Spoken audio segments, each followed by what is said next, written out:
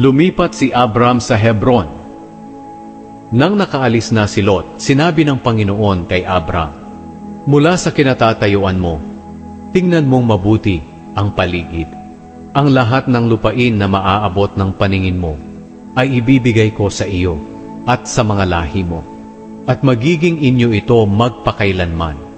Pararamihin ko ang lahi mo na kasindami ng buhangin sa mundo. Ang buhangin ay hindi kayang bilangin, kaya ang mga lahi mo ay hindi rin mabibilang. Lumakad ka at ikutin ang buong lupain, dahil ibibigay ko itong lahat sa iyo." Kaya inilipat ni Abram ang tolda niya, at doon siya nanirahan malapit sa malalaking puno ni Mamre, roon sa Hebron, at gumawa siya roon ng altar para sa Panginoon.